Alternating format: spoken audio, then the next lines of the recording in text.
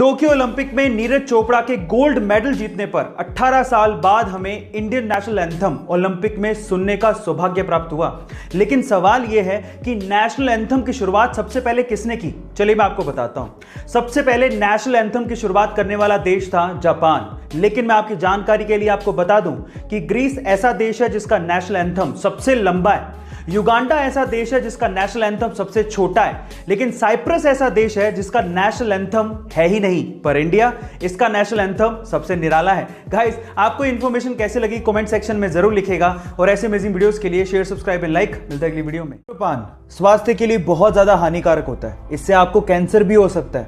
लेकिन प्रॉब्लम तब आ जाती है जब इसकी लत लग जाती है और फिर छूटती नहीं है। ऐसा ही कुछ हुआ तुर्की के इब्राहिम यूकैल के साथ। वो अपनी सिगरेट पीने की आदत को छोड़ना चाहता था लेकिन छोड़ नहीं पा रहा था। बहुत परेशान हो चुका था। तो उसने एक तरीका निकाला।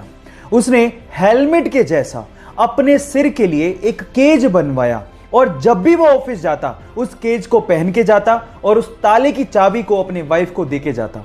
अब चाहकर भी वो सिगरेट नहीं पी पाता क्योंकि उस केज की चाबी एक्चुअली उसके वाइफ के पास होती थी। इस तरह से उसने अपने एडिक्शन को कम कर लिया।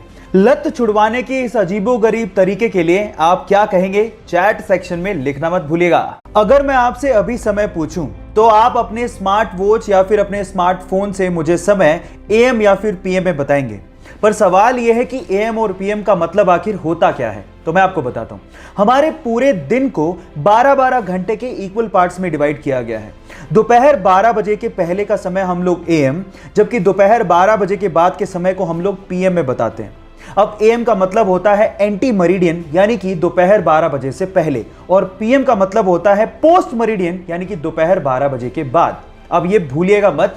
क्या आपको पहले से बात पता थी? और नहीं पता थी तो चैट सेक्शन में लिखना मत भूलिएगा।